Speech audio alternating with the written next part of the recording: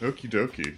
Hello. John wanted to check out this game that just came out. Was it yesterday? Yeah, yesterday or Tuesday. Oh, okay. Come around then. This was originally like a Game Jam game that came out, I think like a few years ago. Oh, okay. But it was like a smaller version, and it was only on itch.io. Uh-huh. So, but it got a positive enough reception that the developer decided to make a full version of this.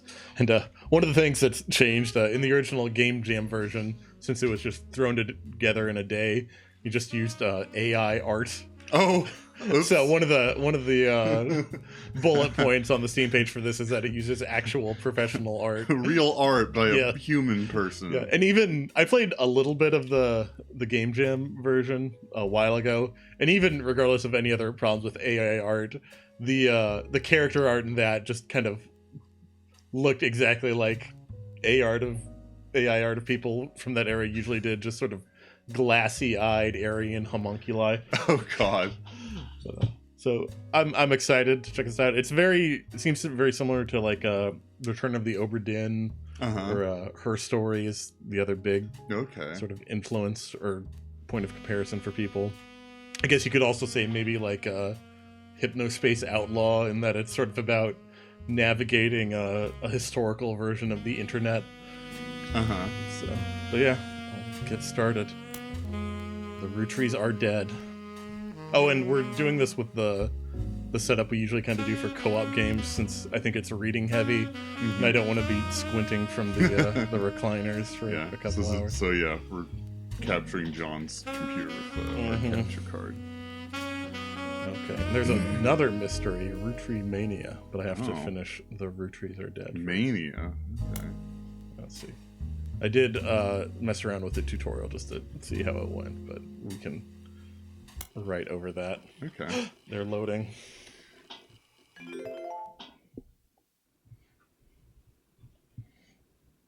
December 6, 1998. Okay. The plane that crashed last night just outside of Pittsburgh is now known to have been the private jet of the Rootree Corporation. Local aviation authorities have speculated, based on the pilot's final communication, that the winter storm and heavy winds played a significant role in the crash. On board were multiple family members, including corporate president Carl Rootree and his daughters, the Rootree sisters, best known for their fashion lines and modeling careers. There were no survivors. Again, for those of you just joining us, the Roottrees are dead. Title wrong. Spoken by a real human person. Yeah, there's humans in this game. Oh my I gosh, know there's a it's silhouette late, there. but I'm guessing you've seen the news. In addition to dealing with the grief, the Rootree Company's lawyers are scrambling. Everything's about to change. Anyone proven to be a blood relative is about to get much richer. Ooh. I'm here to ensure everyone is accounted for. None of those adopted kids are going to get anything. I've heard you're an expert at sorting out complicated family trees. A genealogy genie, as it were. Ooh. I'm going to give you a quick test. Pass, and I can promise you the job of a lifetime. Okay. Rootree sisters. Siblings are in birth order, oldest to youngest. Examine my evidence. Search the internet for clues. The names, the filming occupations, fill in the photos. Sleuth. Love to sleuth. Alright, click on evidence. We got a picture. A got milk picture. Yeah. They don't have milk mustaches, though. Yeah. Well, inaccurate. The person who hired you gave you this photo with a note attached. This was taken during the shoot for the Rootree Sisters Got Milk ad. I've tracked down a test photo before they painted the fake mustache. Okay, so they actually got it's accounted for, yeah, John. I wasn't giving the game enough credit. Tracked down a test photo from before they painted the fake mustaches on, which I thought would be more appropriate considering the circumstances. I would love to see an obituary photo with someone with a milk mustache. That's the only known photo of these women. Yeah. Despite their modeling careers. The ad's copy reads, "You might recognize our faces from the magazine you're reading, or you might recognize our name from the candy bar you're eating. Being a Rootree is a full-time job, but so is growing up. That's why the calcium found in milk is so important. Plus, you can't make chocolate without it. Okay.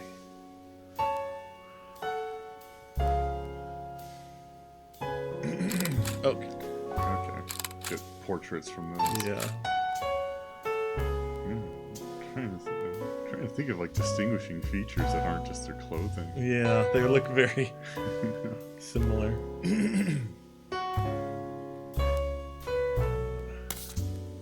That's our only evidence. We do have the internet. Welcome.txt. Welcome to the Information Superhighway. Thanks for purchasing a new Cashew PC. Our PC is equipped with a 56K modem, which is fast enough to access any site on the World Wide Web, even those with high-resolution images. This is 1998, after all. Yeah. If you find anything interesting, be sure to print it out with your included high-end color laser printer, or burn a music CD to listen to later. If you want to revisit a search result, be sure to use Netscape Navigator's new history feature. Gotta avoid the Netscape. Yes. Copyright there, I guess. Happy surfing, and remember, Cashew PCs are delicious. Cashew PCs are inedible. Do not try to eat your computer. Alright. No, we're dialing up.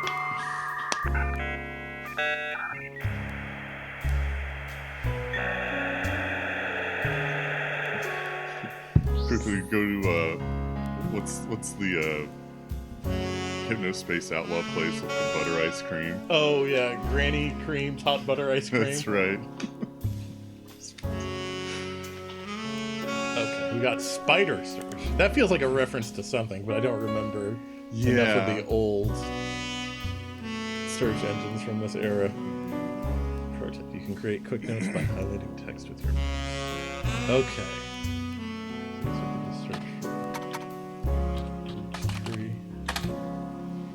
The first few pages are filled with news results about the plane crash. Besides that, there are countless advertisements and conversations about the various products made by the Roottrees Candy Company.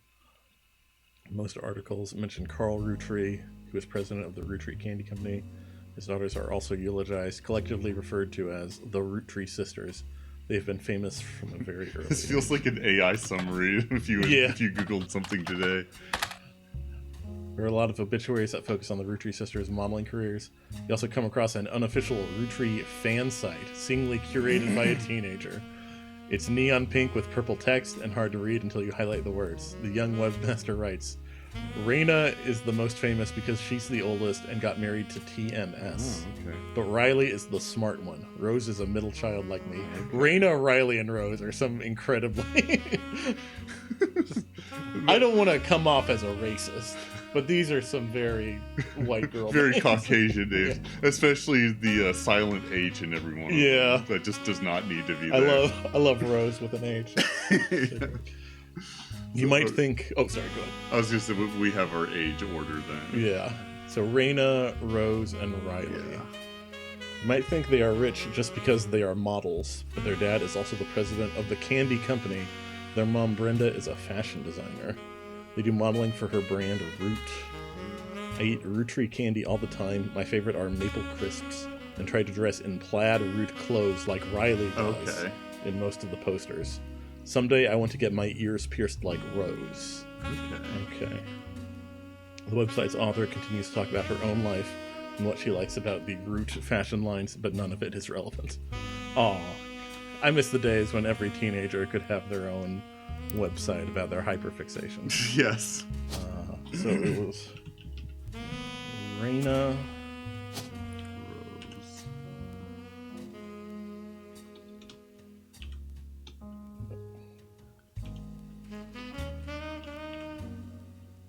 Huh. Rose isn't showing up. That's weird.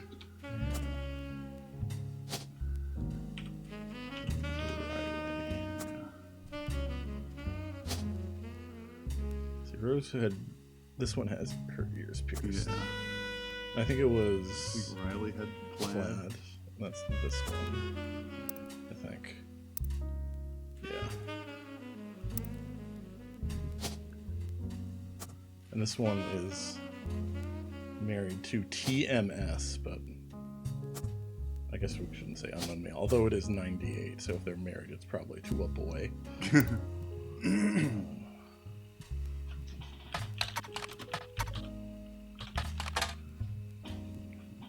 Rose Rootree is not as popular as her older sister Raina, but still very well known. Most of the time they're lumped together as the Roottrees sisters.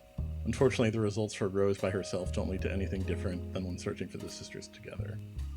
Can't find what you're looking for? If someone isn't in the list of names that your employer provided, doing a deeper dive on what you learn about them will often lead to additional discoveries. A good research tip is to make a note of any brand names, books, product lines, or magazines that you don't recognize and search for them. The searches will sometimes help directly, even when they don't. You'll get additional context. Okay.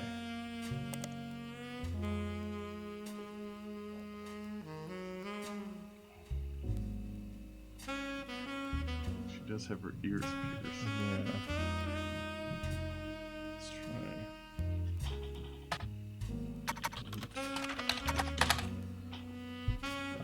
Root, the period is part of the name, is a clothing company. They make clothes for children from toddlers to teenagers. Although their website is down, likely due to increased web traffic, you find countless retail sites attempting to advertise their clothes towards the target audience. One of them has this to say: "You've spied the Rootree sisters looking hella fly on catalogs, magazines, and posters. Now you too can be like Riley, Rose, or Raina." You also come across a website from a collector of clothing catalogs. Apparently, Root has released 2 catalogs per year every year since 1984, and Raina appeared on almost all of them.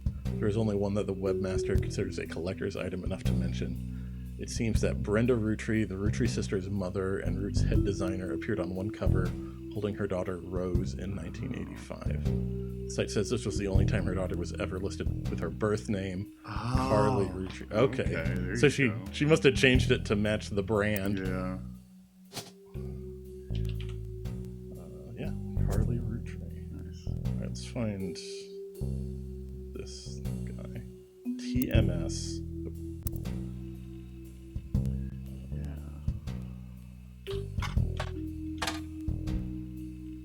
TMS is a common abbreviation for the early 90s teen heartthrob Tommy Mark Sheridan. Oh, that is such a 90s it sure is. Guy name. His first credited role as Thomas Sheridan was on a soap opera called Time Marches Onward. He skyrocketed to popularity after his starring role on the sitcom Brother Trouble. Since the end of Brother Trouble, he has often been on the cover of tabloids for his supposed drug use, and more recently, his relationship with Raina Rootree. After a short engagement, they married in 1997, when she was only 19 and he was 23. Alright, so...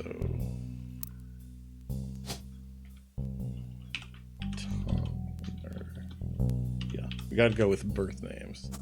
Okay, and these are... Oh, I need her picture. Yeah, I think that's Rose's picture. Yeah, I must have got them scrambled at some point. So this is the one that's left over. Yeah. It's Monel? Yeah. They also seemed like they were maybe fashion designers as well. But maybe that was just their mom. Oh, 3 locked in, just like Oberdin. Oh, nice. Well done. These 3 entries are correct and have been locked. Okay, so yeah, now I get the Oberdin. Yeah. Similarity. We'll also like the following optional entry at Thomas Sheridan. Booyah. Booyah.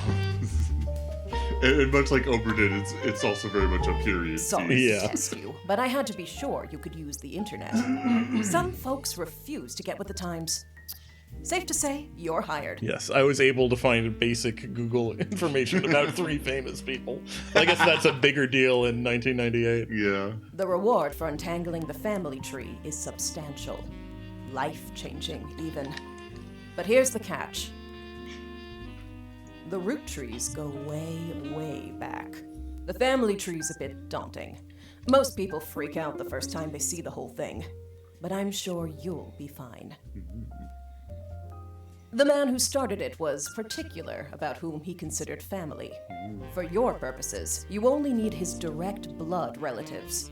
Anyone related only by marriage is optional, but filling them in can lead to useful discoveries. Oh boy. Lastly, you now have access to some unique websites. plus a list of notable Roottrees. Notable people are easy to find via your search engine, and marked with stars on the family tree. Okay. I'm off for now. Carl Roottree had a lot in his office. I'll look for anything useful. I'll return once you identify 6 more blood relatives. Okay. So we need 6 now. Yeah. We're scaling. Oh, another. Sorry, one last thing. This might sound odd, but if anyone else claiming to represent the Roottrees reaches out, I'd appreciate you not mentioning I was here.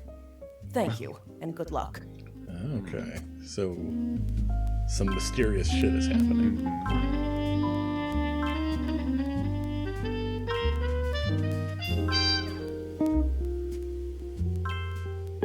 Okay, these are our sleuth. I do love that big sleuth. You had a 9 before the person who hired you returns. Every time you get 3 additional blood relatives in the family tree completely correct, name, occupation, and portrait, they will be locked in. Any non-blood relatives and small portraits are optional, but placing them in the tree helps remove extra names and photos.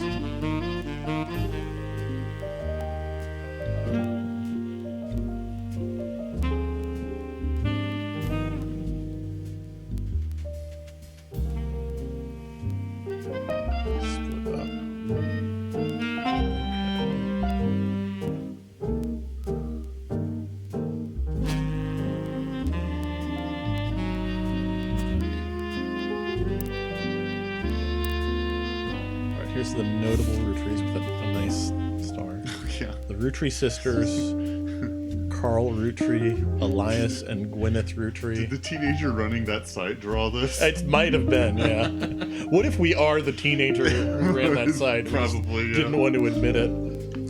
Elias and Gwyneth Rootree, Gwyn Rootree, Red Rootree, Jim Rootree, Lauren Rootree, and a Miracle Jr. Okay. Is Miracle Johnson a Rootree sister? This is in the RGG universe. Of course, most games are. Yes. Alright, easy to find online. Oh, intuition. You've been in this line of work a long time, so long in fact you've developed a sixth sense for how useful your evidence can be. The numbers in the magnifying glass refer to how many clues are connected to a specific piece of evidence. The higher the number, the more there is to find. At the start of your search, the notables list sets off alarm bells, a list of famous people that you can find via search engine. It's pretty rare to get something that useful. Best take advantage of it.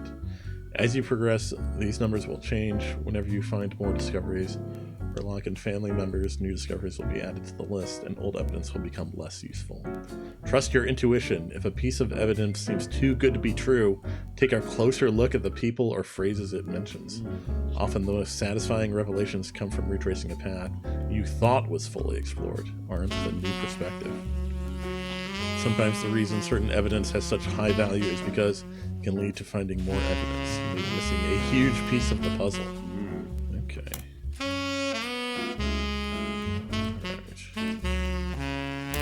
We also have a 5 pieces ad. This is an advertisement for 5 pieces aimed at kids from the magazine Teen Blast. It mentions that the 5 pieces were named as such because the original creator had 5 children. The ad also mentions that the current 5 flavors are not the same as back then. Rootree 5 pieces. So Strawberry, Power Plum, Awesome Apple, Bad Blue Raspberry, and Cool Chocolate. There's 5 flavors because the original inventor had 5 kids. Maybe that's why kids still love them. Radical new flavors because it's no longer the 1920s. What even is an elderberry anyway? I think that's what it says. It's under this 11. Looks like they're all leaves except for one. Yeah. I don't know if that's significant. Alright, let's just see before. Yeah, the So Strawberry doesn't look like a leaf. It's probably because it's supposed to look like a strawberry. I would guess. But chocolate doesn't have leaves, I don't think. Unless maybe a cocoa plant has leaves. I don't know. I don't know anything about plants. But we do have a good amount of intel here. Yes. I guess we can start with, I was thinking Carl. I think that was their dad, and he's like at the top of the list of notables. Oh, we have one more piece of evidence here. Oh, it's just like a drawing. The Roottrees sisters and their parents died in a plane crash on December 6, 1998. The next evening, a shadowy figure appeared at your door and said the Lorries were looking to sort out the family tree. After a quick test, the figure gave you access to some resources. This included a list of notable Roottrees, who they said would be the easiest family members to place. They said they would return in the time it took to fill out 6 more blood relatives. Let's look for Carl.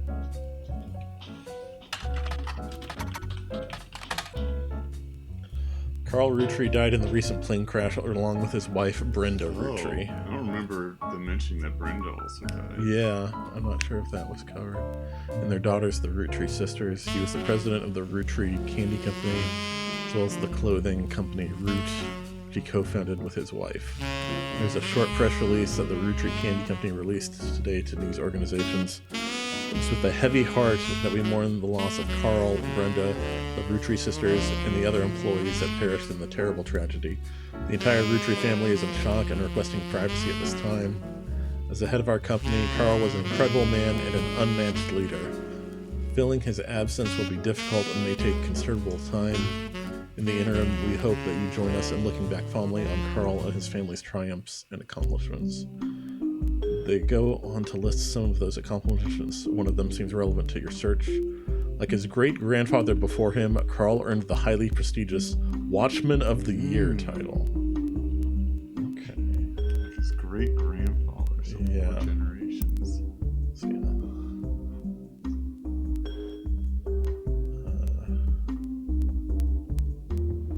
I guess this would be Carl. And then this would be Brenda. Oh yeah, I don't have...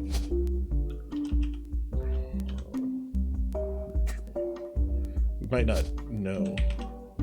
I would guess this is Brenda, but it's the only Brenda list. Yeah, we might circle back and double check that. Sure.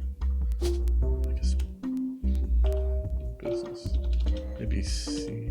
Yeah. All right. Great grandfather.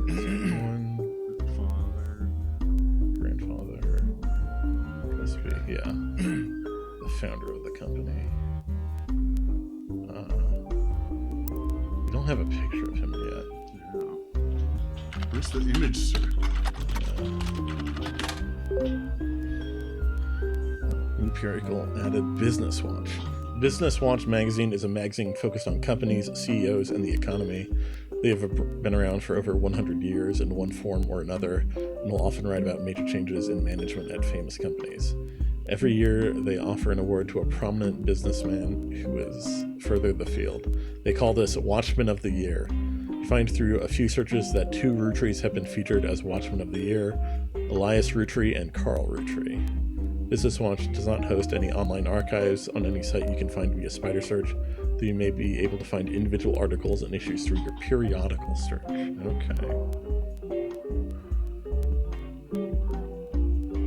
Oh yeah, I have periodicals. And there's also a public library. But also we found Elias is the great-grandfather, so that's...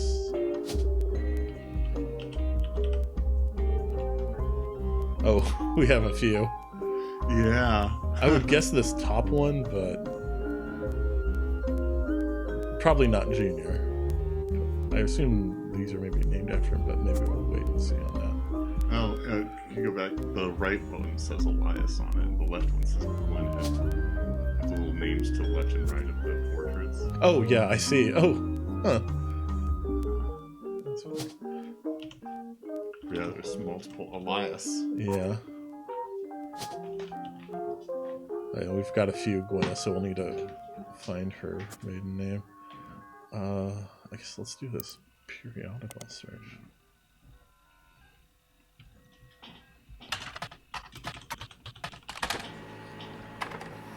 All right.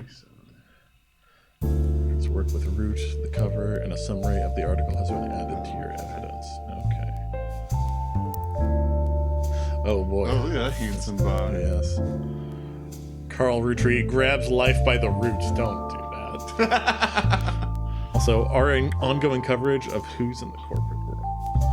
Carl Rootree was voted Watchman of the Year in 1987, and a photo of him appears on the cover.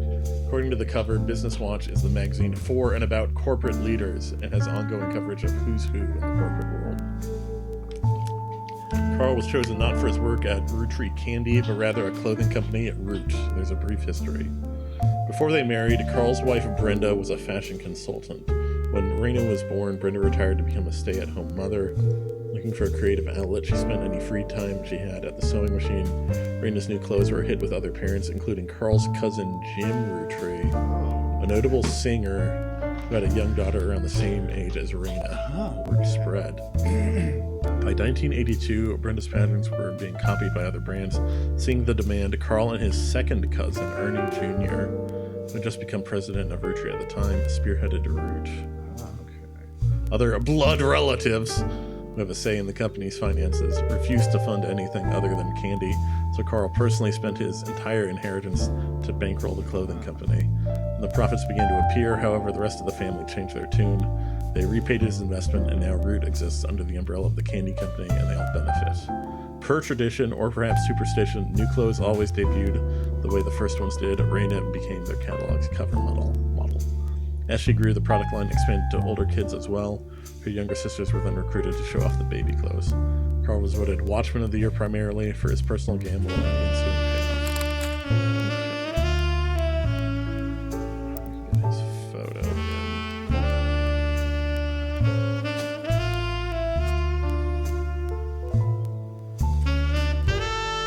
Don't have the opportunity to find a photo for Brenda. Yeah, so she's not important. Let's see. Second, so cousin would be one of here, yeah, here would be probably, and then second cousin is yeah.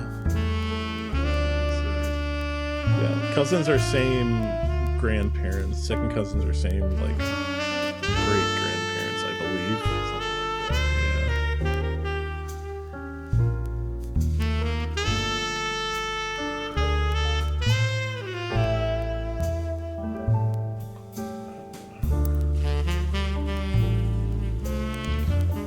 like that. Look up author names and book titles.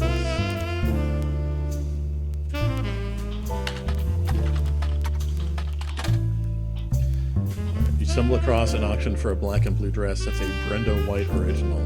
The auction describes it a vintage dress from before Brenda became Brenda Roottrees and started designing clothes for Root.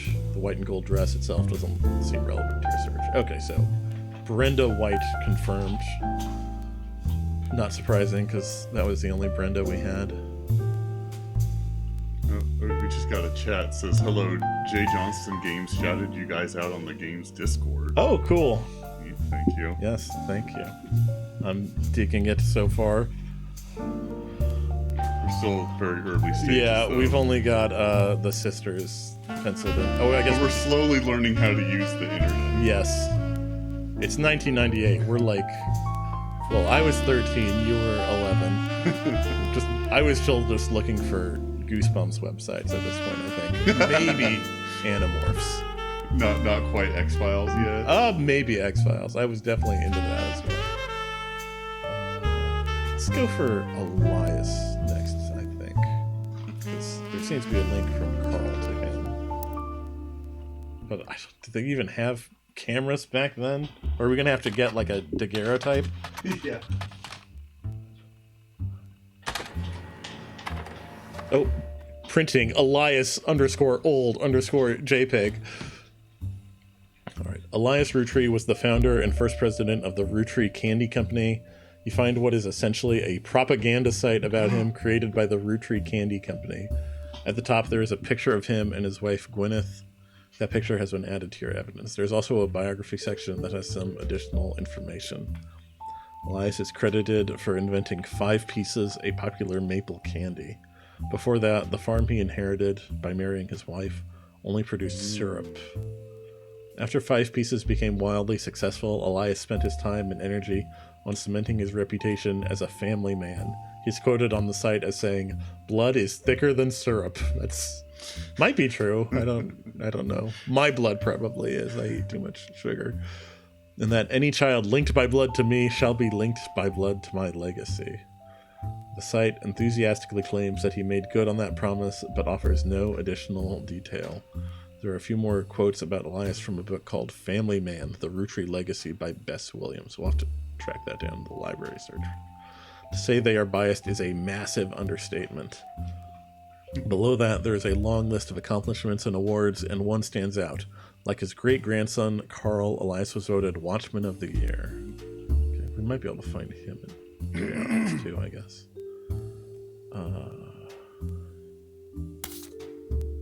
Oh, here they are. Okay. Alright, this is a famous picture of Elias and Gwyneth Roottrees. It's taken in 1909 after they founded the Roottrees Candy Company, but before it was a success. From what you've found searching the internet, it seems quite difficult to find any story about Elias or Gwyneth that isn't accompanied by this picture. Elias and Gwyneth are on the notable Roottrees list in your evidence. They will be marked on the chart with a star. Okay. We still haven't really narrowed our list of Eliases down, though I feel comfortable eliminating Junior. Maybe we can search for like Elias C and Elias M in the future. But I'm leaning towards the top name. I don't think middle names were invented until like the 1950s. Yeah. If we didn't get her. Oh yeah, we didn't get her name in because there's a few Gwyneths. Yeah. Anderson, Madsen. Oh, well, I guess just 2 Gwyneths. And there's a couple Gwendolyn's and a Gwyn.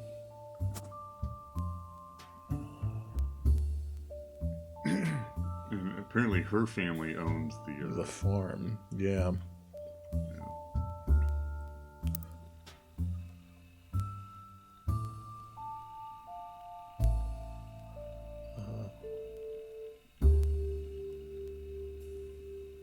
They missed an opportunity by not having a Guinevere. That would be good. They have been doing some strange things with names. If they could get an H into Gwyneth, or yeah, I guess there is an H in Gwyneth, but it's where you would expect it. So I don't know if that counts. You need a wild card H. Yeah.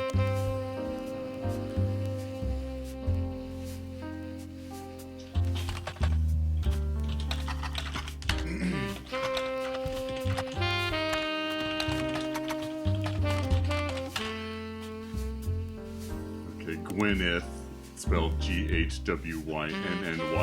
Yes, would be the 20. That would be more than I'm expecting. Published 1920, hardcover nonfiction anthology, an old book about Elias Roottrees. There's no downloadable version available because the book is impossible to find these days. Oh, bummer.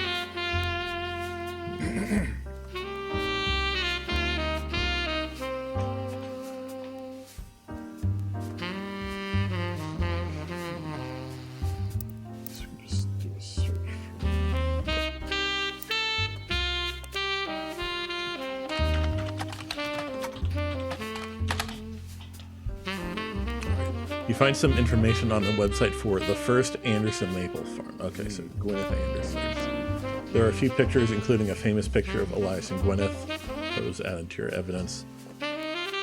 Before marrying Elias, Gwyneth Roottrees was Gwyneth Anderson. She had no brothers, so as the oldest sister, she was to inherit the Anderson maple farm so long as she married. Before Elias took over, the farm produced only syrup. It was supposedly Elias's idea to create candy instead. Their success was not immediate until they decided to combine the maple with other flavors. This led to 5 pieces, which are still found in stores to this day. Though the Roottrees Candy Company expanded well beyond their original farm, it has been preserved as a tourist attraction. According to their website, there are still daily demonstrations and educational tours that show off many of the turn-of-the-century appliances that Gwyneth would have used as a housewife in the early 1900s. Okay, so keep clicking on the wrong things. Anderson. Okay. Housewife. I guess CEO. Yes. I was thinking of doing a periodical search.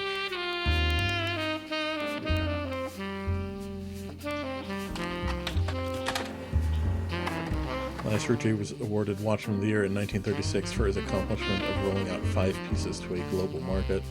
Notes from the article and the scan someone made of the cover have been added to your evidence.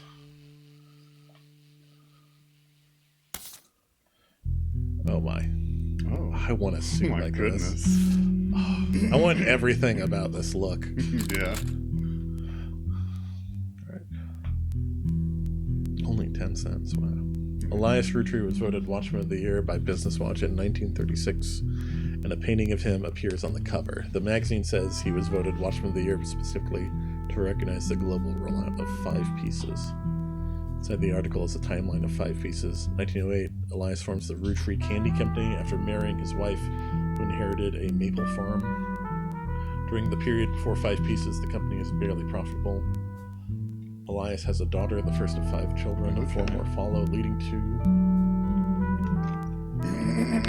to... Elias invents 5 pieces. Each of the 5 flavors is chosen based on the initials of his 5 children, 1 flavor per child. 5 pieces are first sold in some Pittsburgh markets. 5 pieces are rolled out to all of New England. The new recipe and flavor is finalized, and the candy begins nationwide distribution in department stores and other shops everywhere. The Roottrees Candy Company purchases every available maple farm in Pennsylvania in preparation for their global rollout. With the help of his son Elias Roottrees Jr.'s architecture firm, a new industrialized factory and warehouse are built in Butler County. The Elias Roottrees Jr. Yeah. Production is tripled and worldwide distribution begins. There's also a What's Next section and claims Elias is going to pivot to ensuring his company's legacy and that the Roottrees Candy Company remains a family business. He plans to do this with the Clanced Trust? Clanced Trust. Okay. I'm sure that's going to be an important keyword. Yeah.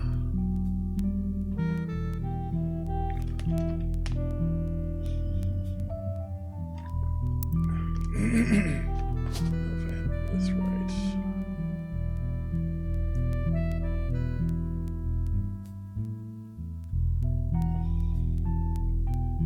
Oh, we do have presidents.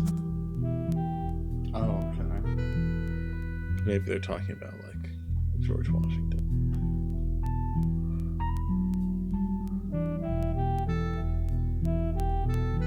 Yeah, that should be 3. Yeah, so I think there must be something wrong somewhere.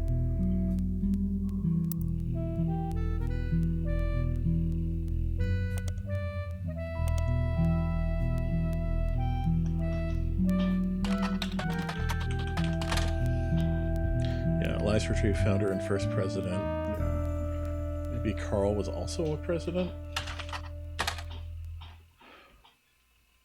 Yeah, he's also the president. Okay. But was he the 5th president? Or...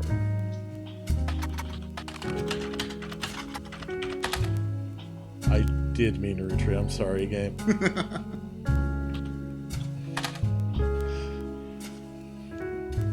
Mixed in with the recent news of the plane crash, there are a lot of results for Roottrees' extremely popular candy products. Their official website is unstable due to the traffic it's been receiving. However, you find a direct link to the history section that manages to work momentarily. The Roottrees Candy Company was founded by Elias Roottrees shortly after he married his wife Gwyneth. His family owned a small farm called the Anderson Maple Farm. For reasons that aren't explained on the page, it has no CEO and no stockholders. Instead, it is run by a president with input and votes from extended family. The site does mention that every president has been a direct descendant of Elias and Gwyneth, including Carl Roottrees, who despite his death is listed as the current president. Products that put them on the map were 5 pieces, maple candies with 5 different flavors that are dipped in a crispy, crackly candy coating. Since then, they have branched out to countless other products, all of which incorporate maple in some way.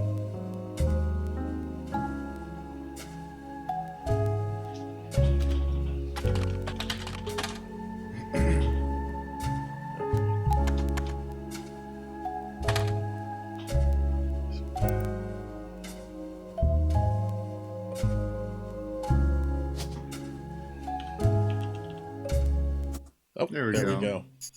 Nice.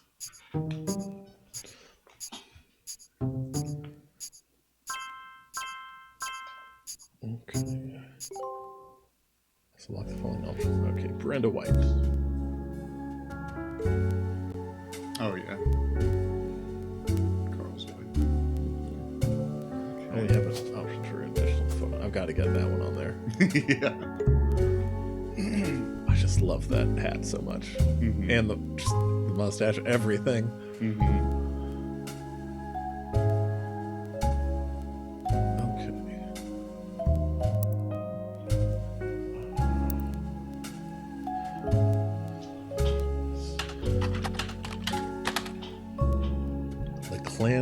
Clancid, pronounced Clancid Trust is a highly unusual corporate arrangement named after Clancy Edward Rootree, who was Elias's son and the Rootree Candy Company's head lawyer at the time. Due to its unique nature, it's often brought up in online discussions about financial matters and inheritance as an oddity.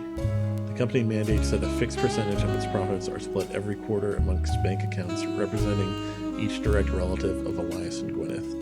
An account is created for each blood relative at birth and first accessible when they reach 18. The actual numbers have never fully been disclosed to the public, but due to the ever-increasing success of the company, it is a significant amount of money. The Clancid Trust is known for being essentially impossible to get around due to many checks and balances written into it. Still, there have been a few situations in which family members have tried to forcibly remove another member from the trust. Most details online are pretty vague since the matters are handled internally. The only information you discover is from a university law school, which apparently had a guest lecturer talk about the Roottrees versus RR in 1994. While looking into the Clancid Trust, you often find mentions to the 5-piece guarantee, which went into effect at the same time.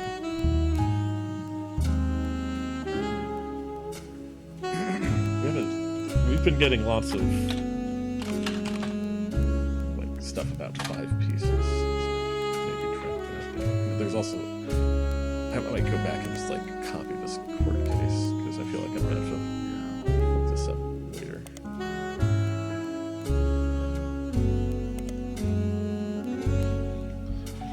From marketing materials on various candy history sites, you learn that 5 pieces are the iconic candy sold by the Roottrees Candy Company. Although they are no longer the company's only popular product, they still sell well to this day.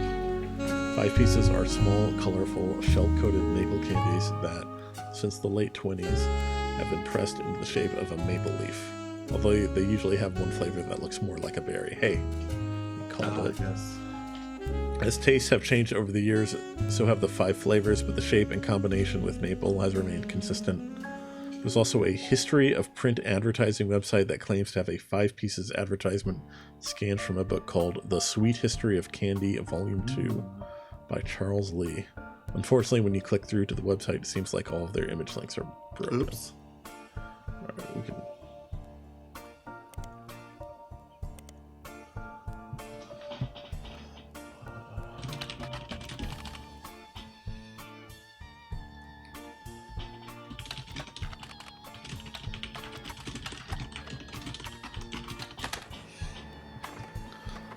Oh, printing some out.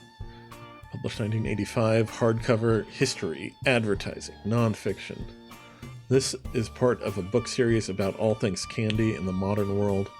It starts in 1925 and continues onward to chronicle the rise of mass production and global distribution. The book ends with a look into the future of candy as envisioned by experts in 1985. With the addition of hindsight, you can clearly see they got pretty much everything wrong. It includes some print advertisements. You find a newspaper ad for 5 pieces from the 1930s. Okay.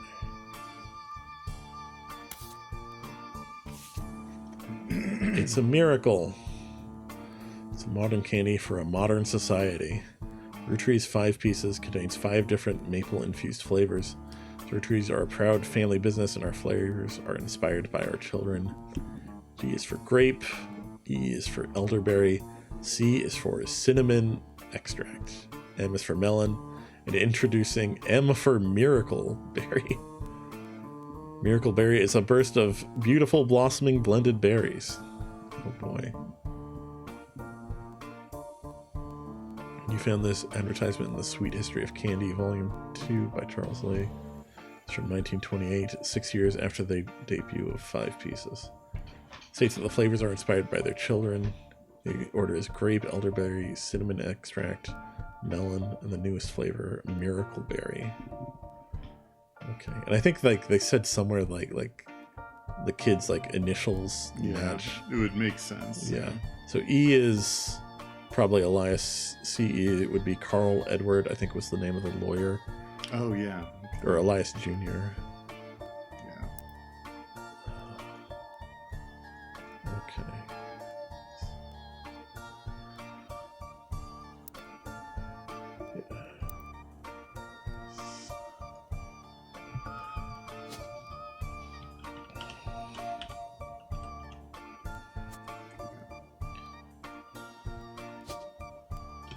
I don't remember the oldest daughter's name.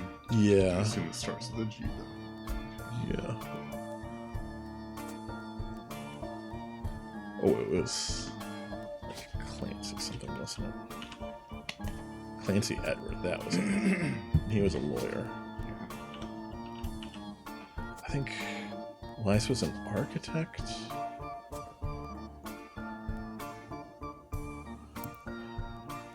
Top secret file there. Oh. On the cork board. Oh, yeah. Oh, yeah. Why did I miss that? You can open this envelope after the whole family tree has been filled in. It has 2 names that must be typed in manually.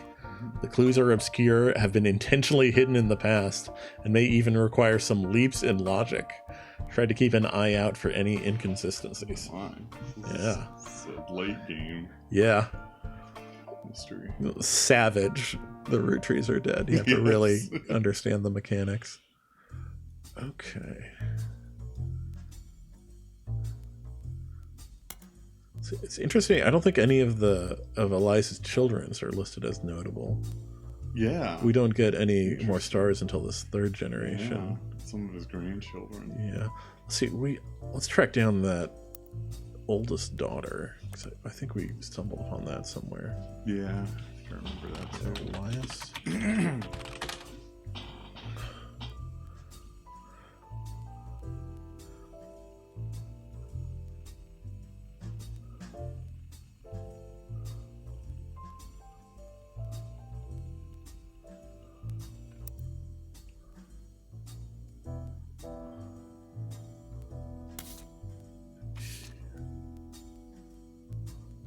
Okay, it has a daughter, the first of 5 children, but it doesn't say the name. Okay, yeah.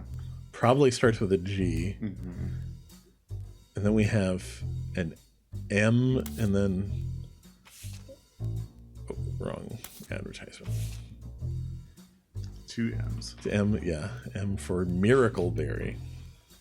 And Miracle is also the name of one of the notable Roottrees. Miracle Jr. The person in chat, Maddock Larkin, is suggesting that their name is Grape. I mean, just don't spoil it. Yeah. I want to discover that the daughter's name is Grape, would really be like, I've named, that's a 5th daughter's name. You've named all your other children by some like loose naming scheme. You either have to come up with a fruit or a G name, and you're just too tired. Yeah. So you're Grape now. Okay.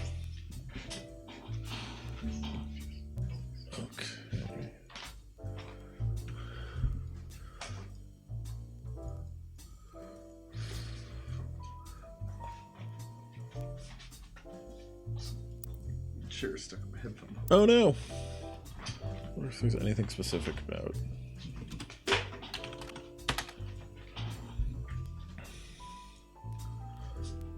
Elias Roottrees Jr.'s name is listed on a website about historical buildings in Butler County. He is listed alongside an old residence that has been preserved called Hunchetop House. You attempt to find more information about the man in the building, but come up empty. Okay.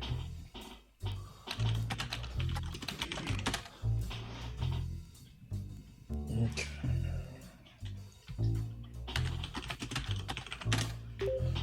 Oh. Butler County is located outside of Pittsburgh, Pennsylvania. While the Roottrees Candy Company now has its headquarters in the city, the company began on a small farm within the Butler County city limits. The area has a lot of history with the family. Butler County Times is presumably a local paper there. There are likely articles from over the years involving the Roottrees family and those adjacent to them. It's been automatically added to your periodical search interface. As a side note, a video game called The Roottrees Are Dead was once set in Butler County. And it turns out the creator never lived in or near Butler County or even had any connection to Butler County. We're breaking the fourth wall a little, I guess. So you're saying this game we're playing right now is a remake? Yes. This takes place in 98. Yeah.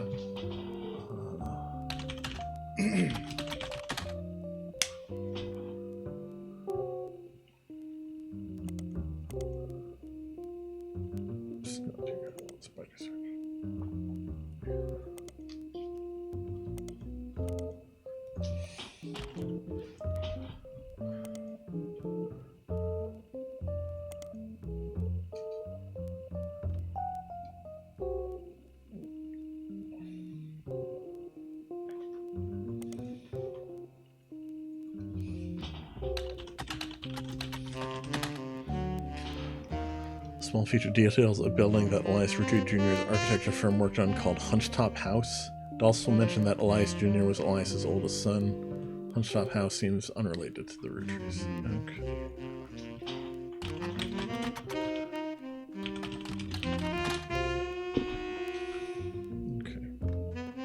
No picture. Maybe I should go back to looking for the notable ones. Yeah. Oh yeah, we have those.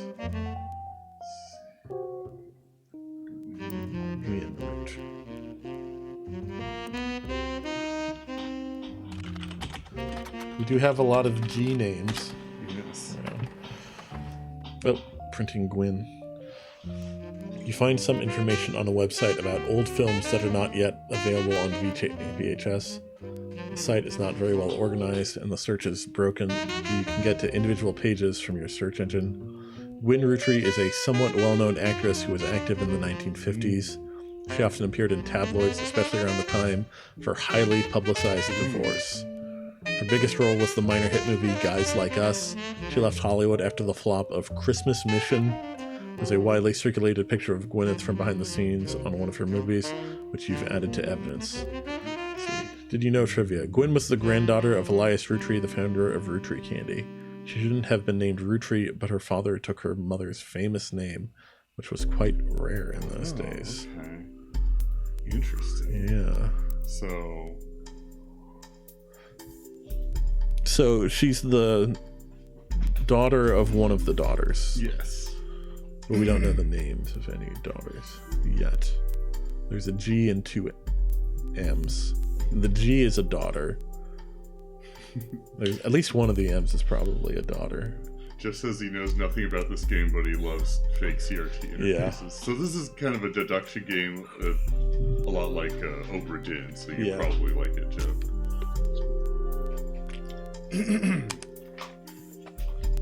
Mm-hmm.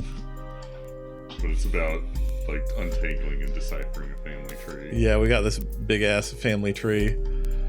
We have to figure out who is a blood relative to determine how to divvy up the inheritance. So it's a good framework for kind of forming logical connections and stuff. Yeah. So I do think this corkboard kind of identifies like divorces or breakups. What's Yeah. that red X? So there's a divorce here. So this is probably Gwyn. That's the only divorce in this generation. And that's the daughter of the first M. Yeah, if you're enjoying this, I suspect you would enjoy Obra Dinn if you tried it. Yeah. Obra Dinn's a very good time. Mm-hmm. A lot of people also compared it to like Her Story or what's the other one? Telling Lies, I think. Okay. Yeah. Though I don't know if those games have like a sort of like a tracker for things like this does, or like the book in Obra Dinn. Yeah. She was an actress or actor. Yeah. Oh, we have a picture, I think. Okay. So it was Very blonde. A lot yes, like definitely a Simmons. very blonde bombshell 50s kind of look. Photo's a widely circulated photo of Gwyn Roottrees. You've seen it on multiple websites about old films. Gwyn Rootree is on the notable Roottrees list in your evidence. She will be marked on the chart with a star. Okay. Yeah.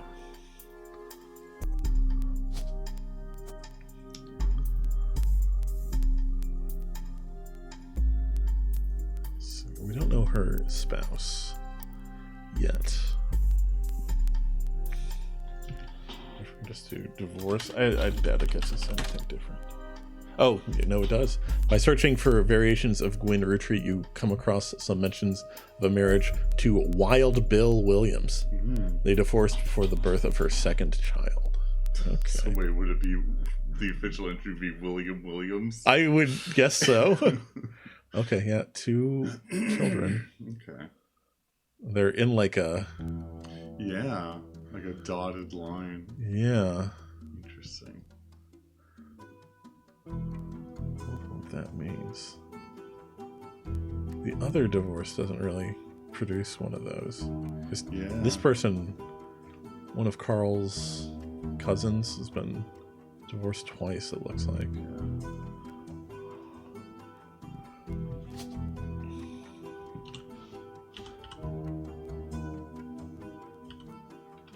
I guess you could try Bill. Yeah. Nope. I guess I could try Wild. Yeah. That must be a stage name or something. If it's another actor, yeah, that would make sense. Yeah.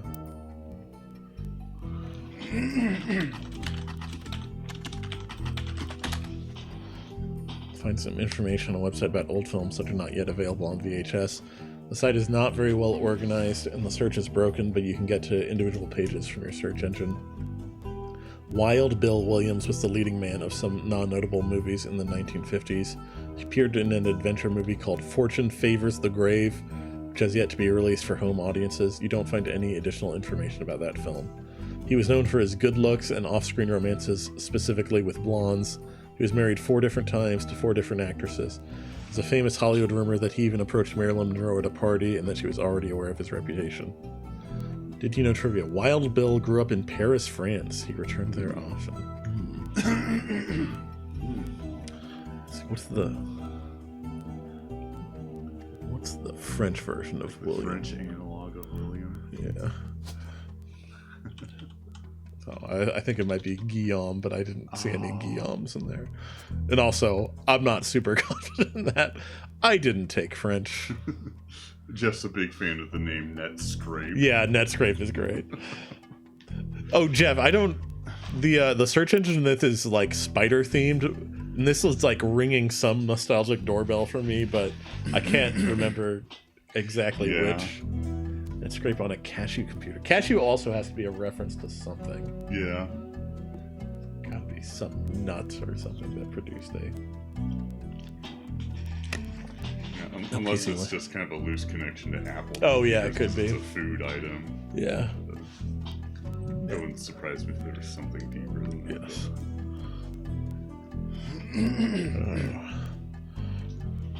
I'll look up some of these movies. Favors the Grave. Okay, I think this is just the same stuff we had before. Let's look up Gwyn's. Guys Like Us. Alright, Guys Like Us is a 1953 film in which 2 secretaries cut their hair short and pose as businessmen to get ahead in life until one of them falls in love with their client and hilarity ensues. Starring Gwyn Rootree, Leslie Florence, and Harrison Lane. Did you know trivia? The title is a play on words, as it can be read that the 2 women are men similar to other men, or that the men are fond of them.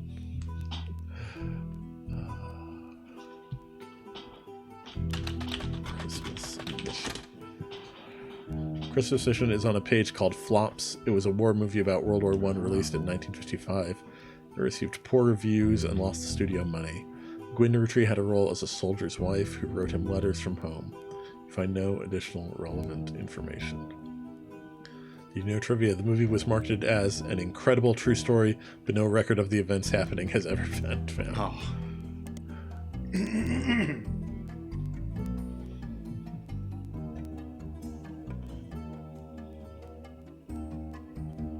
So we don't know her parents, though.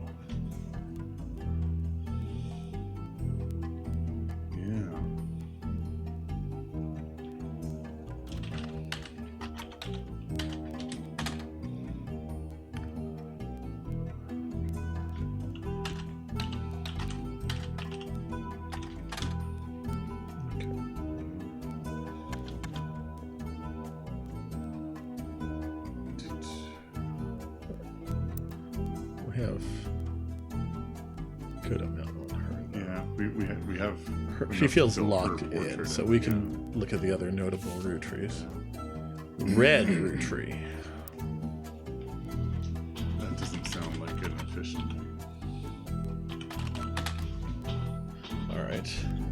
Found information on a website about strange historical facts. Aloysius Herring Rootree, aka Red. I would go with a nickname as well. Oh, Red Herring. Oh, jeez. There's something shady going on with this one. AKA Red was an appointed judge and politician who earned his nickname ironically because he was the ambassador to Ireland for only about 6 days. Oops. He served what some people contend is the shortest term in history. A few days after he was appointed, he was heard disparaging his position and the Irish people. He then tried to run for state senate. He claimed to be related to the Rootree Candy Company in a newspaper ad, but it came out that the last name was merely a coincidence and he was defeated in a landslide. Oh. So, okay, he's not a real... Hence the red herring thing. He's not a real Rootree. Okay.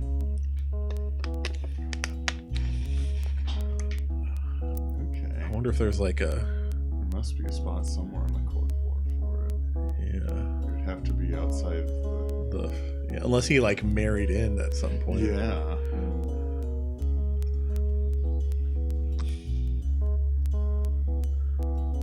Oh, don't forget. Family trees use surnames from birth, even if the person changed their last name after marriage.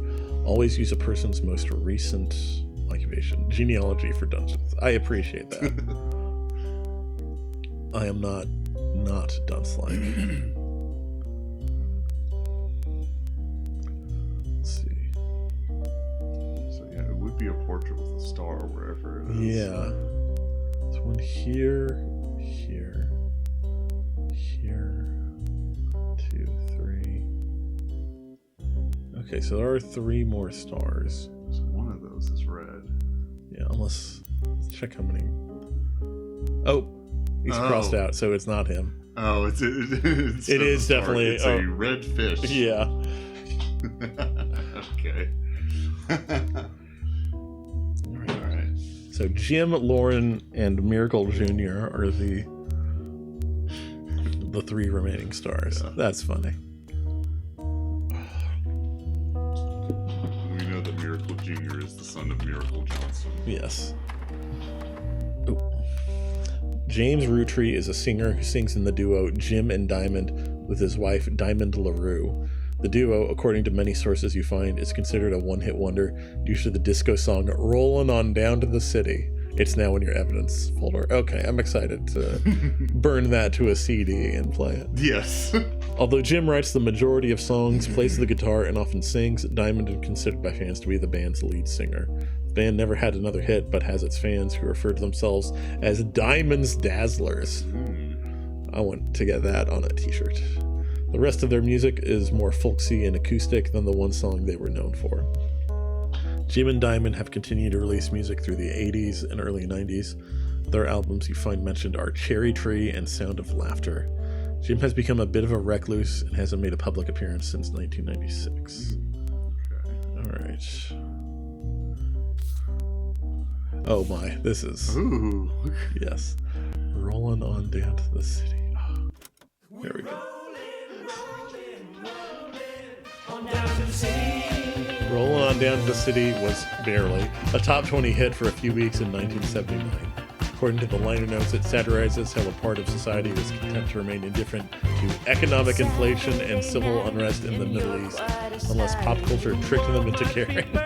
Somewhat ironically, listeners didn't seem to pay attention to the lyrics enough to trick them into caring. Instead, most of its play came from World Discos. Because it was such a product of its time, it doesn't get much play anymore, even on stations that play oldies. Maybe that's why you've never heard them before now. The image is from an auction for a sealed copy. There's a sticker that says, "Only the great-grandson of Elias Roottrees could make disco this sweet." It's credited to Peter Janowitz from MMM. Music and lyrics by Jim Roottrees, vocals by Jim Roottrees and Diamond LaRue. Jim Roottrees. Okay. Another grandson. Yeah. But I think all the stars remaining. Yeah, there's one here. So this one or this one. Oh, did it say grandson and not great grandson? Oh, maybe I'm wrong.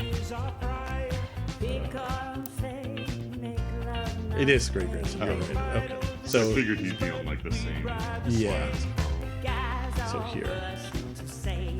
Oh, did Carl's article mention? He mentioned one of his cousins and one of his second cousins. Oh yeah, that's right. So he might have like a more recent job.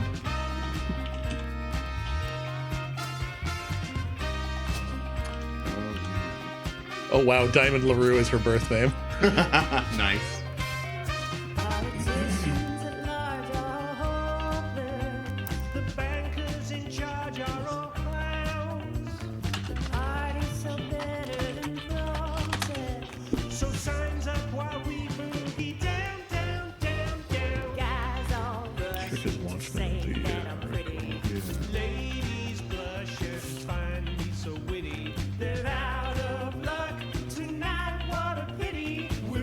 Okay, yeah, it talks about him being a singer. Okay. Yeah, Brenda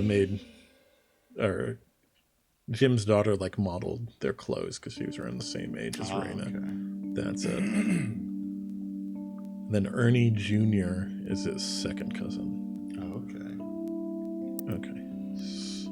So we can stick with musician, probably.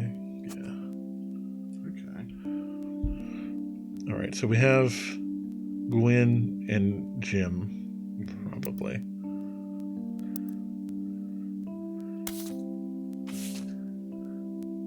So we got Lauren and Miracle Jr.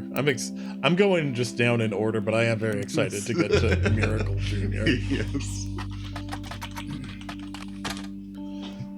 Author Lauren Roottrees, a distant relative of the Roottrees sisters, is known for her book A Life Between Wars. According to a website about famous authors, in the early 1960s, Lauren released a few romance novels under her married name, Lauren Rafferty, to little fanfare. When her publisher learned she had been keeping diaries about her famous family, they insisted she release them under her original name, Lauren Roottrees, to take advantage of the family's notoriety. The selection of diary entries released in 1965 as A Life Between Wars spans from the untimely death of her husband in World War II to coping with the post-war world as a young widow and mother, as well as her perspectives on changing time and socialites all the way through the entry into Vietnam. While the content is not considered particularly relevant to modern audiences, it has found new life as an exercise in high school English classes to show an evolution in writing style and forward look into life in previous generations. After the success of her diaries, her publisher re-released her romance novels under the name Lauren Roottrees. This included Romance in Court, which gained popularity. She followed the re-release up by writing 2 new sequels, creating what fans referred to as the Court Jester series. You find no recent details about Lauren, though she is listed as retired.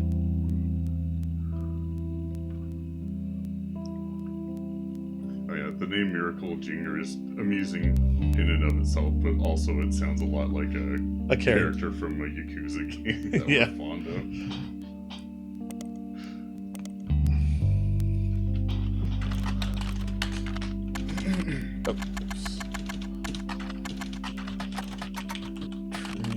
We're also streaming through the Yakuza series. Yeah. Congratulations. We just started 4. Oops. So it sounds like Lauren's an author. Mm-hmm. Hardcover, student edition, republished 1993. Seems you've hit the jackpot here. This is a book occasionally taught in schools. You even find a hardcover edition for students that has full-page, high-quality pictures in it. Summary of the contents of the book, photos, as well as some particularly relevant entries from the diary have been added to your evidence. Oh wow, we have 7 new pieces of evidence. Yeah.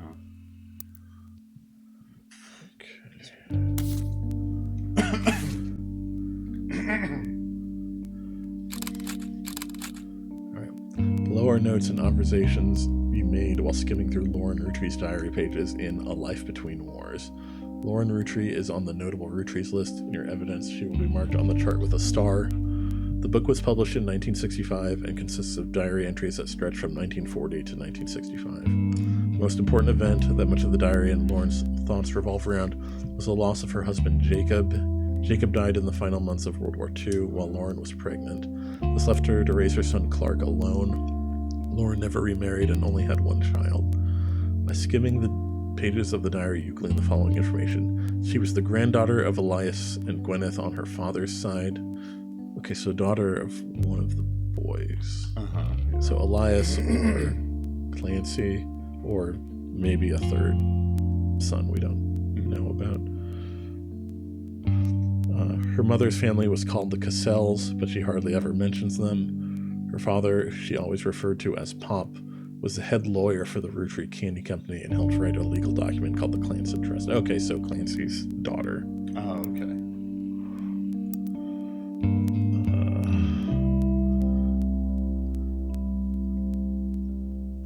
Here. Oh, wow. So here, this must be her. Star.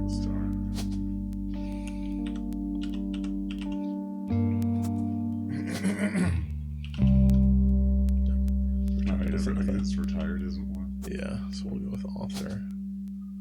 Oh. There we go. There's 3 more. Yep. You might get another visit from Silhouette Lady.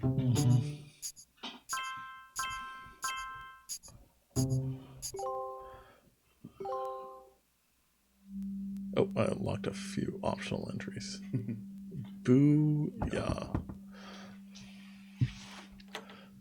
Oh, okay. You're on a roll. I'll try to keep that momentum going. Carl's office was a mess, thanks to some burst pipes. Okay. But I unearthed a photo from a 1970s Rootree reunion. I also found some important-looking papers. You've traced 9 blood relatives so far. I'll have more to share after you find 9 more. 9 more. Okay. Oh, wow. Right, we got a little more we can fill in here. Yeah, Jacob Rafferty. I have a picture for him. Yeah. Oh, well, we have Diamond LaRue. And her son was Clark. Oh, Clark Rafferty. He was the one that divorced. Oh, yes. A few times. Or split up. So he eventually remarries. Yeah. Looks like maybe third time was the charm. Okay, let's look at the evidence we've got.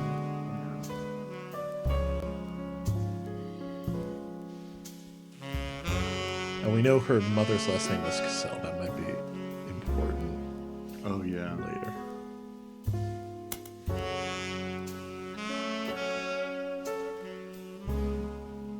An entry entitled Complaints from Lauren Rootree's Diary, written in 1953. The entry seems to focus specifically on one of Lauren's family members, Gwyn, who's on the notable Rootrees list. It seems everyone has something to complain about. Gwyn, as an only child, complained of loneliness. I told her that being expected to watch after 3 younger brothers didn't feel like a blessing, but it fell on deaf ears. So all of Lauren's siblings were boys. Okay.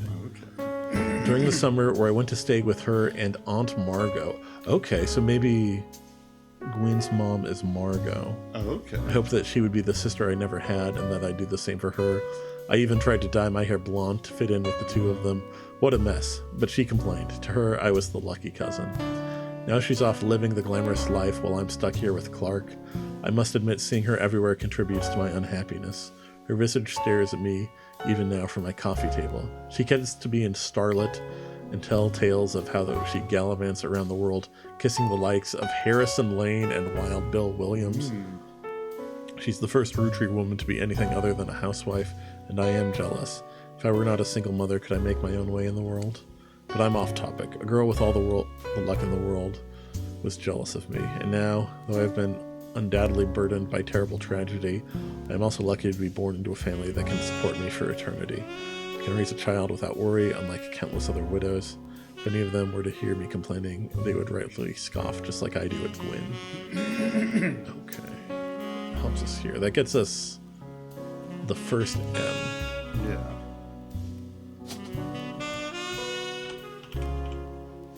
Oh, Margolite. Sounds like a rock or something. Yeah.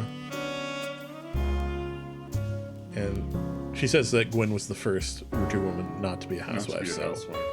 We can probably pencil housewife in for the other ones.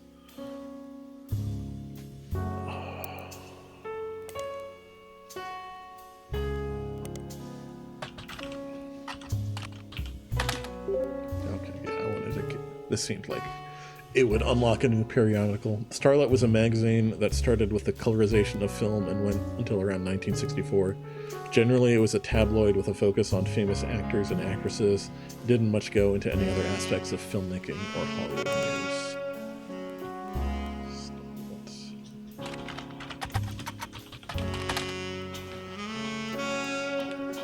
Gwyn Roottrie was often in Starlet. Most mentions were around the time of her divorce in 1958 from Wild Bill Williams.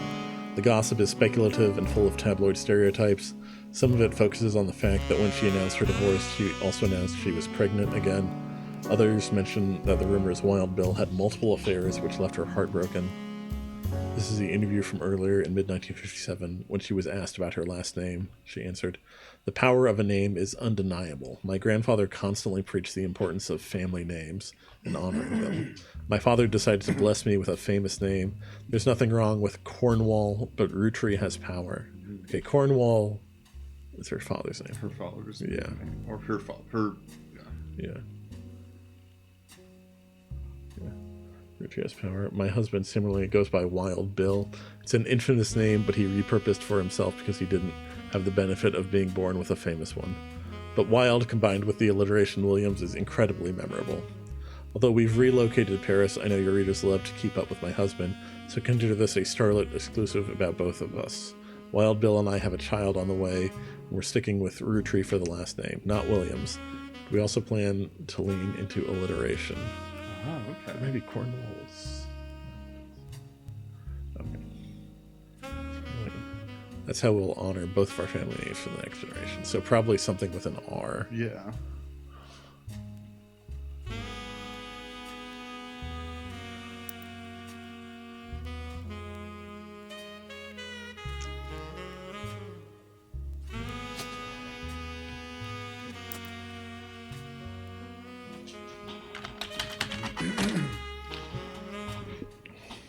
Many times throughout the magazines. Yes.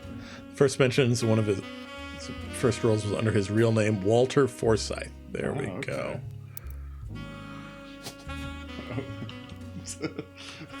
Matt Larkin's back with another name suggestion. I would co-sign that. That definitely fits. Mm-hmm. In honor of Grape. Mm-hmm.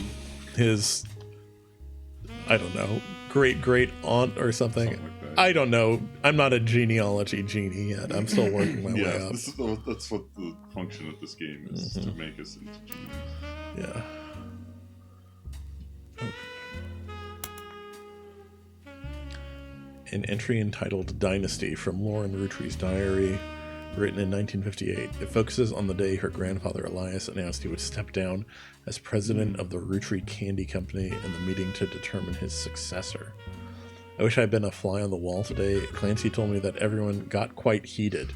Granddad was furious none of his sons would take over as president, but that's what he gets for holding on to it for so long. With architects, preachers, and lawyers. Okay. So there's a... Maybe the one named Miracle. that would make sense. That would be great. Yeah. Architects, preachers, and lawyers, nobody's got time for candy. So with the 5 pieces refusing to step up, it came down to us next gens. Pop argued at length that the company should stay with our branch of the family, since we still have the Roottrie name. I'm not even sure Clancy would have wanted it, but he's the one who was volunteered. Instead, it ended up going to Zach. Even though his surname doesn't match the candy, he's the firstborn son of the firstborn 5-piece. Oh, okay. Okay, so Grape's son. Yeah, grapes, quote-unquote grape. Yeah. I'm not sure how that's relevant to running a company, but Granddad has always had very particular views when it came to the bloodline. I asked Clancy if it ever came up that a woman could take over. After all, Angie's older than Zach, and I'm the next oldest of us all, but he just laughed. He's the man of his time. Yep. I'll never forget the cuss words Pop used when he told Ma it wouldn't go to us.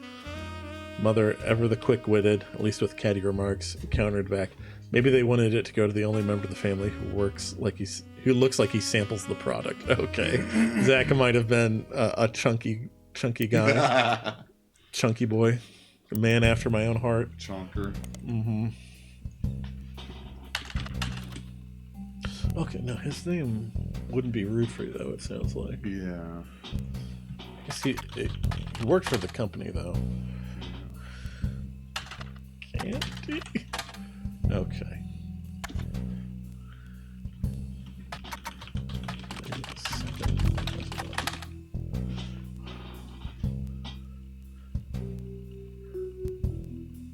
Okay.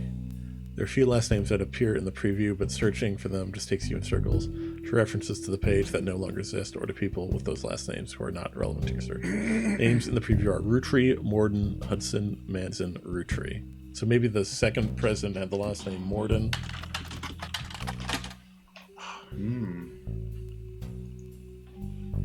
Okay.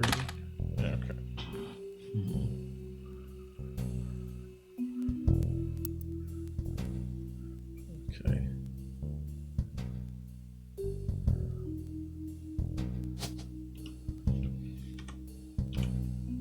Okay, there's Angelica. Zachariah. Okay. Ooh. That's a powerful name. That's still nothing. Yeah, I might not have spelled that right, though. You gotta Control-C it. I think I can, take notes.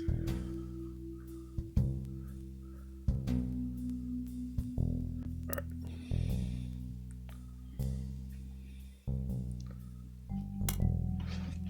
An entry entitled Sam from Lauren Roottrees' diary, written in 1963.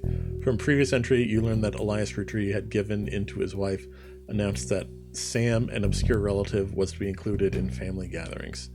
Gwyneth had been pushing to include Sam for quite some time. Lauren writes, "Why Sam?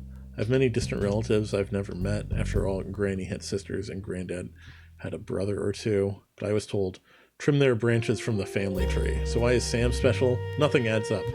But I'm not the only one to realize. Angie summoned all the next gens to a secret meeting in Zach's office.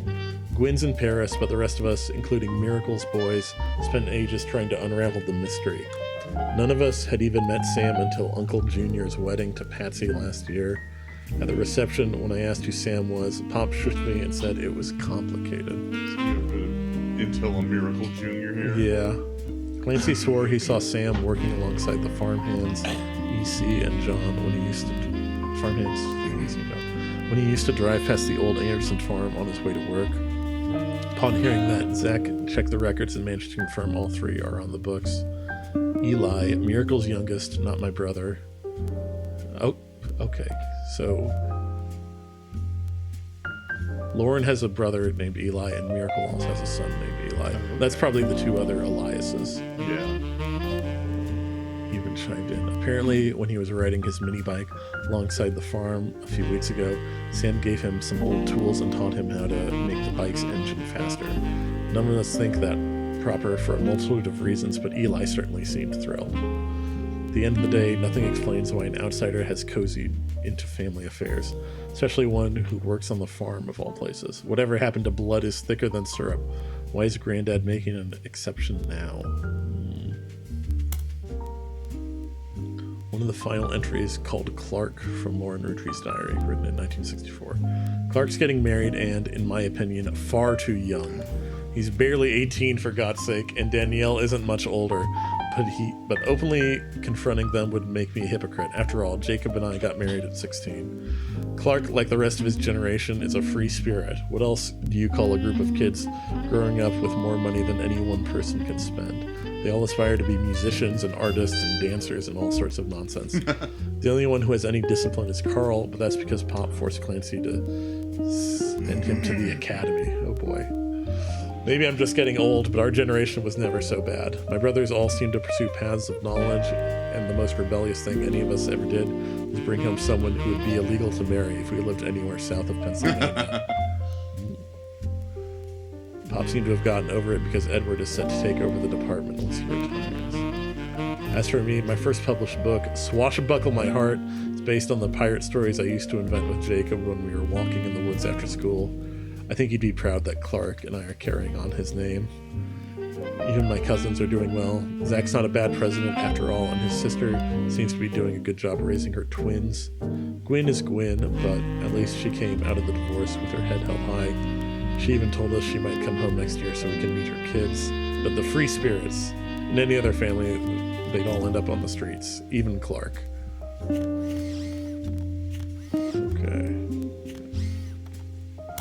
Interesting.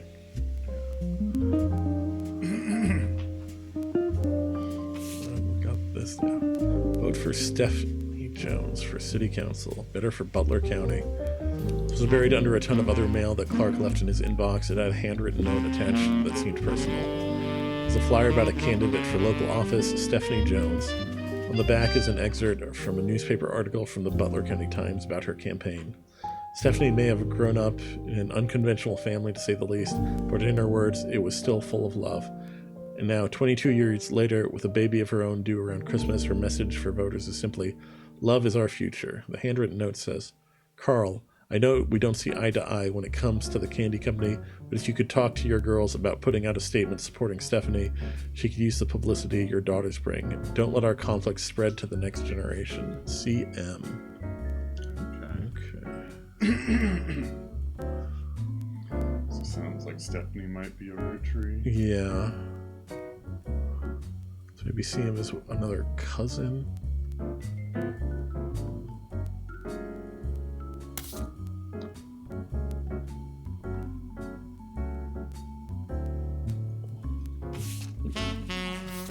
Oh, it looks like that might have been updated. Yeah. The photo has a note attached from your employer.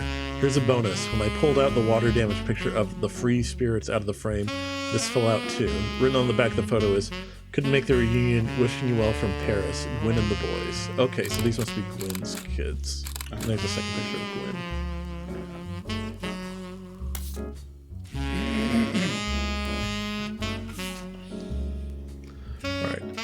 The photo was tucked inside an envelope with a letter beneath a candle in the corner of his office. The letter says, "To Carl and Brenda, I'm sorry that you were unable to attend the funeral. It's traditional to have it as soon as possible, and Ernie, more than anyone else on earth, knew how busy your job can be.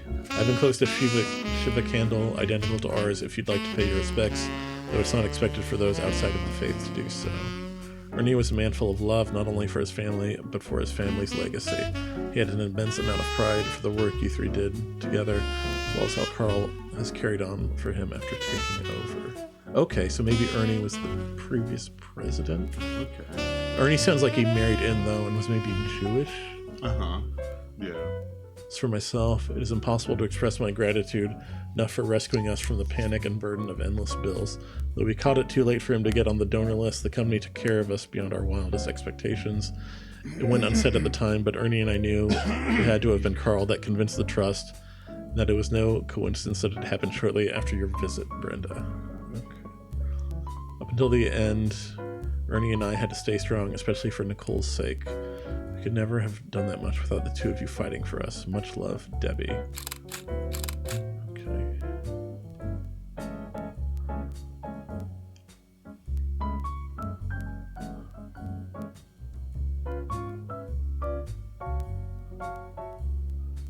So this is Debbie, this is Nicole, probably.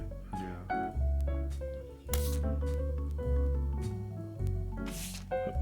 Oops. Still gotta get to Miracle, but I want to go through the evidence we have first. Alright. Lauren's diary contains some labeled pictures. This is the 5 pieces. Okay, we can get some pictures here. Right. I hope that's Miracle. Yeah, it must be, because he's the youngest. Yeah. The picture was famous in our house. Pop even had it framed. That's him on the left.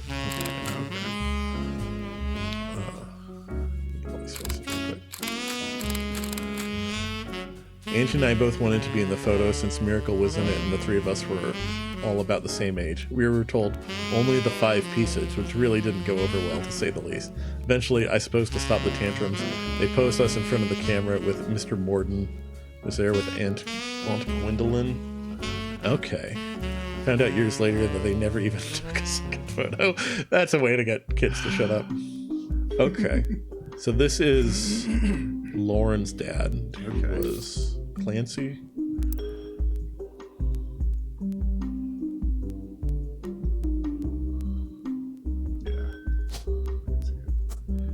And then this must be Elias Jr.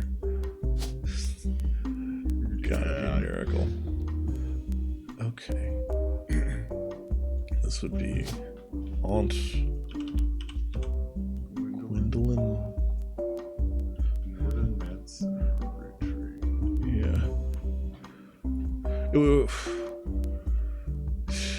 I think she married someone named Morden. So it's like that grand, but like they usually go by maiden name. So maybe there's a Morden descendant that's named after her. Maybe.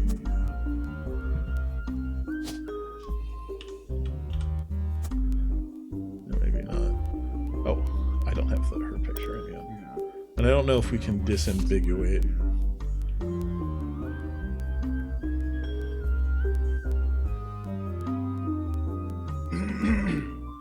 Her, and I don't want to. Oh yeah, that's right. And Margot was a blonde. Oh, okay. Because in Lauren's diary, she mentioned how she felt like she kind of didn't fit in with the blondes out here. Ah, yes. Okay. Nice. We got 3. We got 3 more without even getting Miracle yet. Yeah. Well, Miracle Jr. Yes.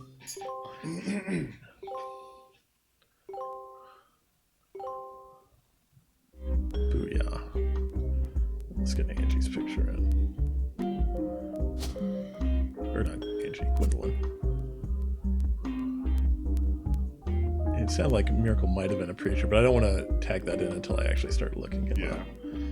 It would fit, given the name, but... Okay, here. The Free Spirits. Sort of has a note attached from your employer. Every 20 years or so, the Roottrees would hold a big reunion and recreate an old family photo. This is the one from the 70s, and Carl's the teenager in the middle. Story about the water damage, a pipe burst in Carl's office. On the back of the photo, in childish print writing, it says November. There are also a large number of cursive signatures. They include Bonnie, next president Guy Hudson, Ernie Jr., Carolyn, Gwyneth M., Gwendolyn, Miracle Jr., Jim Rootree, Clark, Carl, and Eli M. Okay, there's our Eli M. Yeah. Gotta try to get all these faces. Yeah. And that must be Carl, I would assume, yeah.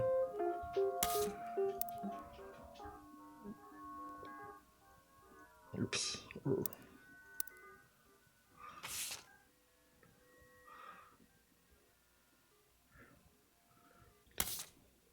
So we have another. Yeah, it does look kind of like him.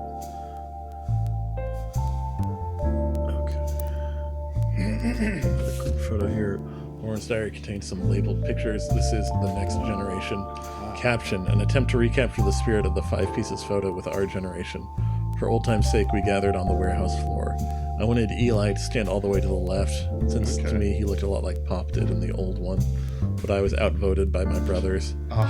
They insisted the 4 of us stand together, and so we clumped up in the middle and let everyone filter in behind and in front of us. The only one too good to make an appearance was Gwen.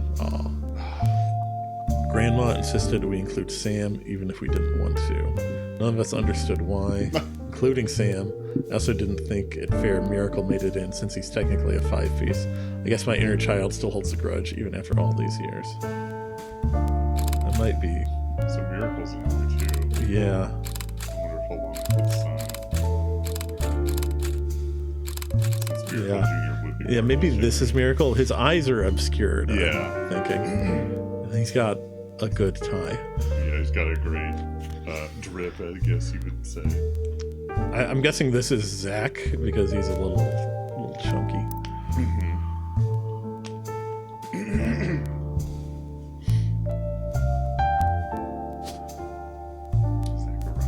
Yeah.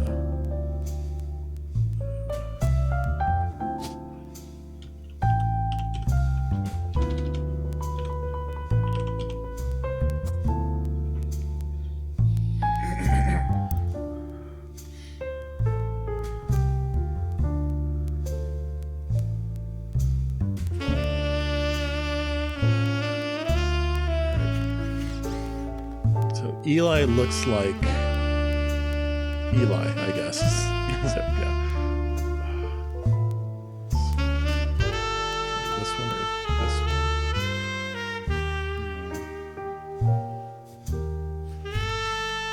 Alright, we got one more. Oh, it's just the. Sorry. After some time, they returned with new resources, a photo of Carl's generation taken in the mid to late 70s, as well as some papers and mail from his office. They said they had a bit more to share after 9 more blood relatives. Okay.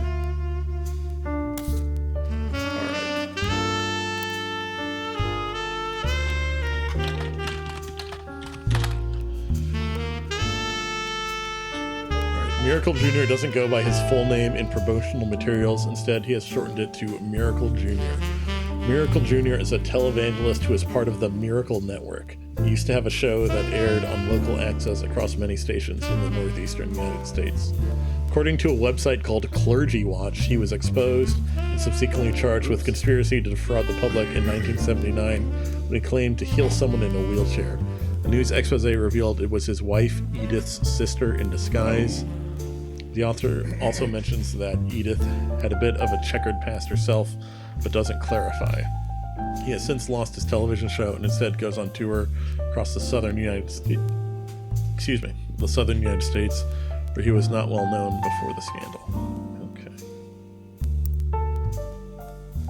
So that's presumably Miracle's son here. Oh god, there's a third Miracle.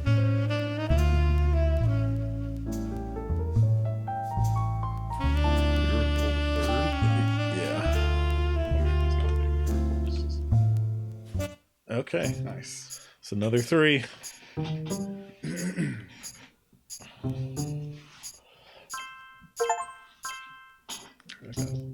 Miracle Jr., Gwendolyn, Zachariah. You've also locked in the following option. Yeah, Carl's other photo.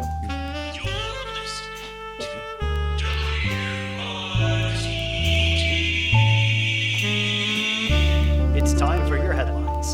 Once an hour, every hour, on the 45. It's a bizarre development to an already tragic tale. In the wake of the accident that took his life, some of Carl Roottree's belongings have apparently gone missing. Most notably, a framed photo of the Roottree family from the mid-1970s that Carl had on his office wall. We interviewed a local psychologist about who would do such a thing and why. For that article, search online for WRTD News. Again, that's WRTD. WRTD. Do we have that photo? I'm kind of concerned now. Yeah, we might be not doing some super legal stuff.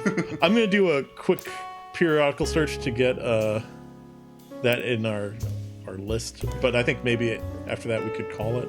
Sure. We've discovered a bunch of names.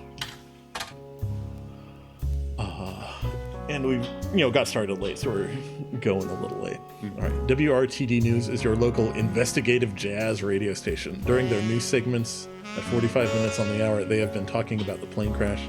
This most recent hour, they also talked about a picture taken from Carl's office after the plane crash and promised an interview online with a psychologist.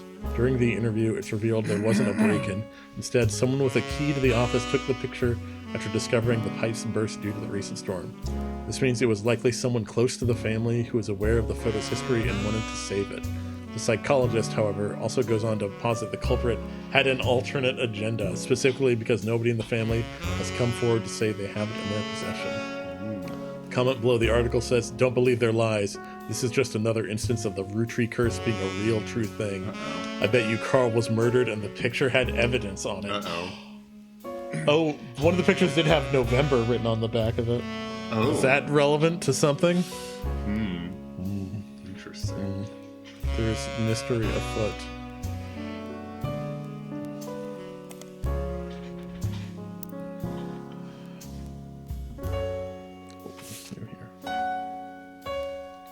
Not long before they were set to return, you heard something odd on the WRTD radio. The photo you were given may have been stolen from Carl's office. Oops. The newscaster mentioned you could search online for WRTD to find out more. Okay. I think that's a good place to call it for an evening. We have some intrigue right at the end there. Yes. I don't know when exactly we'll pick this up again, but I would like to keep it going. Yeah. I'm really digging it. It's very cool. Yeah. Thanks for shouting us out in the game's Discord. Yes, thank you very much. Thanks for tuning in. Yes. Maybe next Thursday, but we'll have to check our schedule. It probably depends on if Thomas's re-clearance goes smoothly. Yeah. Yeah. We could also maybe try Saturday. Yeah, Saturday would be fine for me too. So yeah, we'll be back tomorrow with more Yakuza 4. Yes, see what that crazy Akiyama guy is getting up to with the women in his life. But then we can maybe get back to this Saturday. I would be down. Alright. Well, see you then. See you then.